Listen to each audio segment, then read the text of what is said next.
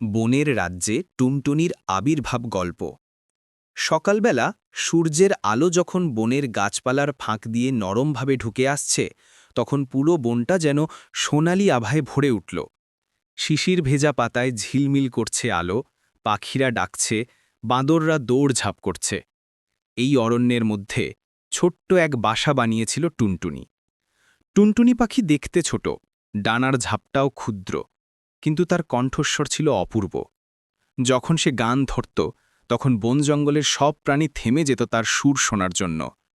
শিয়াল হাঁ করে তাকিয়ে থাকত, খরগোশ কান খাড়া করে শুনত, এমনকি ভয়ঙ্কর কালো বাঘও মাঝে মধ্যে থেমে যেত টুনটুনির সুরে। একদিন টুনটুনি ঠিক করল, আমি শুধু গান গেয়ে সময় কাটাবো না, এই বনের প্রাণীদের শেখাতে হবে শক্তির চেয়ে বুদ্ধি বড়। সে ডালে ডালে উড়ে গিয়ে সবার সঙ্গে কথা বলতে লাগল। খরগোশকে বলল, তুই তো দৌড়ে খুব দ্রুত, কিন্তু শুধু দৌড়ালেই হবে না, কৌশল শিখে নে। বাঁদরকে বলল, তুই গাছে উঠতে পারিস, কিন্তু গাছে উঠলেই যদি খাবার চুরি করিস, তাতে কোনো লাভ নেই। প্রাণীরা অবাক হয়ে টুনটুনির কথা শুনতে লাগল। এত ছোট পাখি, অথচ এত বড় বড় কথা বলে।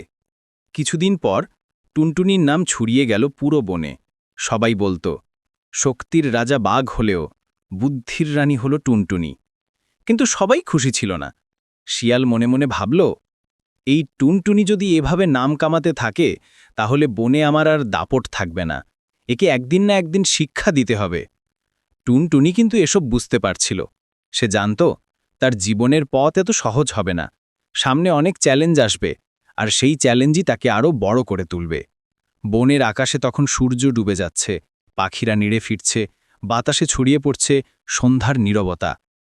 কিন্তু সেই নীরবতার মাঝেও টুনটুনির কণ্ঠে একটি গান ভেসে উঠল, ছোট হলেও আমি হার মানব না, ছোটরাও পারে বড় কাজ করতে।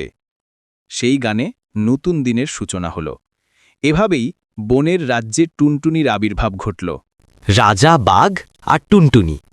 বনের গভীরে বাস করত এক ভয়ঙ্কর কালো বাঘ। সে ছিল এই অরণ্যের রাজা। তার এক গর্জনেই গাছের পাতারা কাঁপত, নদীর মাছরা ডুব দিত। বাঘের সামনে দাঁড়াতে সাহস করত না কেউ। কিন্তু গত কিছুদিন ধরে বনের প্রাণীরা টুনটুনির বুদ্ধির গল্প করছিল। শিয়ালকে বোকা বানিয়েছে, টুনটুনি সত্যিই অসাধারণ। এই সব কথা কানে আসতেই বাঘের অহংকারে আগুন জ্বলে উঠল। বাঘ গর্জে উঠল, কি, আমার রাজ্যে একটা ছোট্ট পাখি আমার নাম ঢেকে ফেলছে? আমি যদি রাজা হই, তবে আমার ভয়েই সবাই চলবে। আজ আমি তাকে শিক্ষা দেব। সন্ধ্যের সময় বাঘ টুনটুনির বাসার সামনে এসে দাঁড়াল। চোখ দুটো লাল জলজল করছে। ওরে ছোট্ট পাখি, শুনেছি তুই নাকি অনেক বুদ্ধিমান। আজ আমি তোর পরীক্ষা নেব। যদি পাশ করিস বেঁচে যাবি, না হলে আজই তুই আমার রাতের খাবার। প্রাণীরা চারপাশে জড়ো হলো, সবাই ভয়ে কাঁপছে, কিন্তু টুনটুনি ঠান্ডা মাথায় হাসল। সে বলল, রাজামশাই, শক্তিতে আপনি বড়, আমি ছোট, কিন্তু একটা খেলা খেলি। আপনি যদি আমার বলা ফাঁদ থেকে বের হতে পারেন, তবে আমি নিজে থেকে আপনার সামনে চলে আসব। বাঘ গর্জে হেসে উঠল, আচ্ছা দেখি। টুনটুনি বলল, তাহলে শোনেন, আজ রাতে আকাশে পূর্ণিমার চাঁদ উঠবে। চাঁদের আলো নদীতে পড়বে। আপনি যদি আপনার প্রতিচ্ছবিকে না ধরতে পারেন, তবে আমি আপনাকে বোকা বলে সবার সামনে ঘোষণা করব। বাঘ হেসে নদীর ধারে গেল। চাঁদের আলো পানিতে পড়েছে, তার বিশাল দেহের প্রতিচ্ছবি ভেসে উঠেছে। বাঘ লাফ দিয়ে পানিতে ঝাঁপ দিল প্রতিচ্ছবি ধরতে, কিন্তু যতবারই সে ধরতে চায় প্রতিচ্ছবি ভেঙে যায়, আবার উঠে আসে। বারবার লাফাতে লাফাতে ক্লান্ত হয়ে গেল বাঘ। তার শরীর ভিজে কাদায় ভরে গেল। প্রাণীরা দূর থেকে হেসে গড়িয়ে পড়ল। টুনটুনি উড়ে গিয়ে ডালে বসে বলল, রাজামশাই, দেখলেন তো, শক্তি দিয়ে সবকিছু ধরা যায় না, বুদ্ধি না থাকলে নিজেকেই বোকা বানাতে হয়। বাঘ লজ্জায় মাথা নিচু করে বনের দিকে ফিরে গেল। সেই দিন থেকে সে আর টুনটুনির সঙ্গে ঝামেলা করতে সাহস করল না। প্রাণীরা খুশি হয়ে টুনটুনিকে অভিনন্দন দিল। খরগোশ লাফাতে লাফাতে বলল, টুনটুনি আমাদের শুধু রানী নয়, সে আমাদের বনের আসল নায়ক।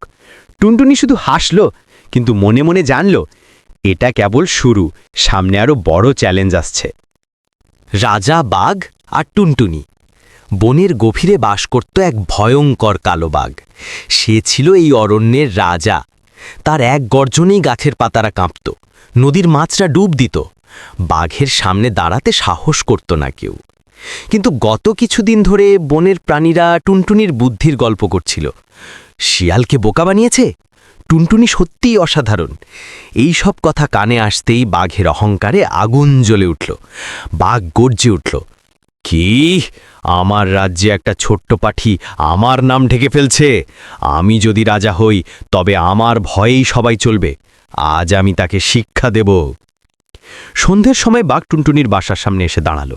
চোখ দুটো লাল জলজল করছে। ওরে ছোট্ট পাখি, শুনেছি তুই নাকি অনেক বুদ্ধিমান। আজ আমি তোর পরীক্ষা নেব। যদি পাশ করিস বেঁচে যাবি, না হলে আজই তুই আমার রাতের খাবার। প্রাণীরা চারপাশে জড়ো হলো, সবাই ভয়ে কাঁপছে, কিন্তু টুনটুনি ঠান্ডা মাথায় হাসল। সে বলল, রাজামশাই, শক্তিতে আপনি বড়, আমি ছোট, কিন্তু একটা খেলা খেলি।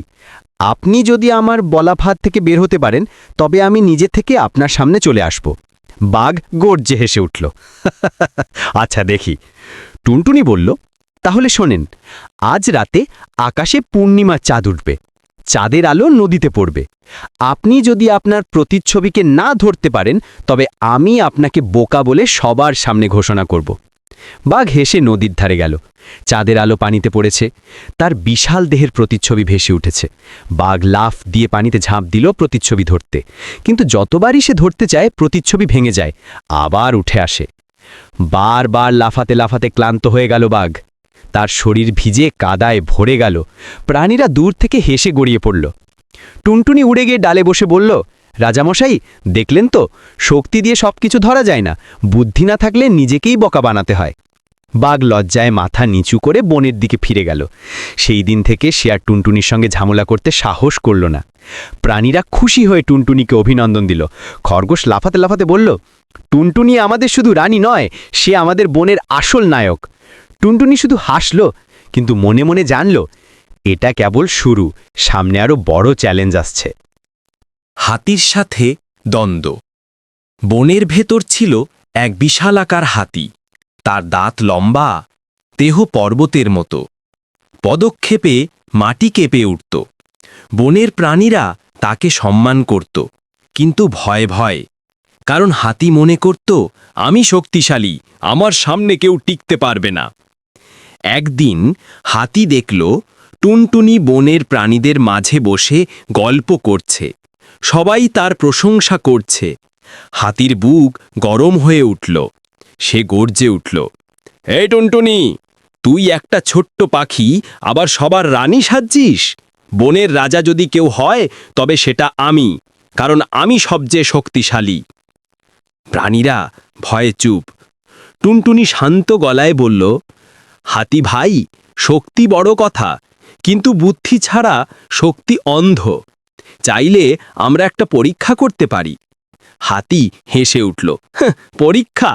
তোর মতো ছোট্ট পাখি আমাকে চ্যালেঞ্জ করছে? আচ্ছা বল, কি পরীক্ষা? টুনটুনি একটু ভেবে বলল, ঠিক আছে, কাল সকালে নদীর ধারে দেখা হবে, দেখি কে জেতে। নদীর ধারে চ্যালেঞ্জ। পরদিন ভোরে নদীর ধারে প্রাণীদের ভিড়। সবাই অপেক্ষা করছে। টুনটুনি উড়ে এলো, আর হাতি মাথা উঁচু করে দাঁড়ালো। টুনটুনি বলল, পরীক্ষা হলো কে বেশি পানি তুলতে পারে। হাতি হেসে বলল, এটা তো আমার খেলনা, আমি সুঁড়ে একবার পানি তুললে ডজনখানেক ঘোড়ার সমান হবে। প্রাণীরা হাঁপ ছেড়ে বলল, এত পানি টুনটুনি কিভাবে তুলবে? হাতি সুর ডুকিয়ে একবারেই অনেক পানি তুলে আকাশে ছুঁড়ে দিল। বৃষ্টির মতো ঝরে পড়ল পানি। হাতি গর্ব করে বলল, দেখলে? টুনটুনি হেসে ছোট্ট ঠোঁট দিয়ে নদী থেকে এক ফোঁটা পানি তুলল। তারপর সে গিয়ে এক গাছের ডালে রেখে দিল। বারবার এভাবে ছোট ফোঁটা নিয়ে জমাতে লাগল। প্রাণীরা অবাক হয়ে দেখল, একটু একটু করে জমতে জমতে বড় একটি ছোট্ট পুকুর তৈরি হলো ডালের ফাঁকে। টুনটুনি বলল, হাতি ভাই, তোমার পানি সব মাটিতে নষ্ট হলো, আর আমি যদিও ছোট ছোট ফোঁটা তুলেছি তবু সব জমিয়ে রেখেছি। এটাই বুদ্ধির কাজ। হাতি থমকে গেল। এতদিন সে ভেবেছিল শক্তিই সব, কিন্তু আজ বুঝল হ্যাঁ, আসল শক্তি হলো বুদ্ধি আর ধৈর্য। সে লজ্জিত মুখে বলল, টুনটুনি রানী, আমি তোমার কাছে হেরে গেলাম, আজ থেকে আমি তোমার বন্ধু। প্রাণীদের আনন্দ, প্রাণীরা উল্লাস করে উঠল। বাঁদর ডালে লাফালাফি করল, খরগোশ হাততালি দিল, আর সবাই একসাথে বলল, টুনটুনি শুধু রানী নয়, সে আমাদের শিক্ষকও। টুনটুনি হেসে বলল, আমাদের বন শান্তি আর সহযোগিতায় ভরে উঠুক। শক্তি নয়, জ্ঞানই হবে আমাদের আসল ভরসা। সেদিন থেকে হাতি আর টুনটুনি একসাথে বনের প্রাণীদের রক্ষা করতে শুরু। টুনটুনির রাজসভা। মনের চারপাশে তখন শান্তি নেমে এসেছে। টুনটুনি তার বুদ্ধি আর কৌশল দিয়ে শিয়াল, বাঘ, এমনকি হাতির অহংকারও ভেঙে দিয়েছে। প্রাণীরা মনে মনে বুঝতে শুরু করল, শক্তি দিয়ে সব হয় না, বুদ্ধি ও ন্যায়ই আসল। একদিন বনের মাঝখানে বড় একটা সমাবেশ ডাকল বাদর। খরগোশ, হরিণ, হাতি, বাঘ, শিয়াল সবাই সেখানে হাজির হল। এমনকি গাছের ডালে থাকা ছোট ছোট পাখিরাও কিচিরমিচির করে জড়ো হল। বাদর জোরে ঘোষণা করল, ভাই ও বোনেরা, আমরা সবাই জানি এই বনে শান্তি এসেছে কার কারণে? আমাদের ছোট্ট টুনটুনির জন্য। তাই আজ থেকে আমরা তাকে বন রাজ্যের রানী ঘোষণা করি। চারদিক রেখে গর্জন উঠল, হ্যাঁ, টুনটুনি রানী, টুনটুনি রানী। টুনটুনির বক্তৃতা। টুনটুনি আকাশে উড়ে উঠে ডালে বসল। তার চোখে বিনয়, ঠোঁটে মিষ্টি হাসি।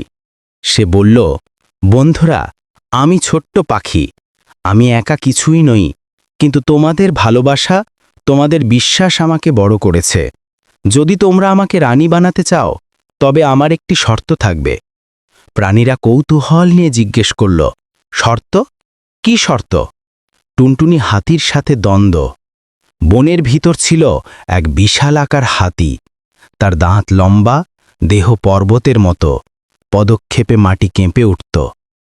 বনের প্রাণীরা তাকে সম্মান করত, কিন্তু ভয়ে ভয়ে, কারণ হাতি মনে করত, আমি শক্তিশালী, আমার সামনে কেউ টিকতে পারবে না। একদিন হাতি দেখল টুনটুনি বনের প্রাণীদের মাঝে বসে গল্প করছে, সবাই তার প্রশংসা করছে। হাতির বুক গরম হয়ে উঠল। সে গর্জে উঠল, এই টুনটুনি, তুই একটা ছোট্ট পাখি, আবার সবার রানী সাজছিস? বনের রাজা যদি কেউ হয়, তবে সেটা আমি, কারণ আমি সবচেয়ে শক্তিশালী। প্রাণীরা ভয়ে চুপ। টুনটুনি শান্ত গলায় বলল, হাতি ভাই, শক্তি বড় কথা, কিন্তু বুদ্ধি ছাড়া শক্তি অন্ধ। চাইলে আমরা একটা পরীক্ষা করতে পারি। হাতি হেসে উঠল, পরীক্ষা?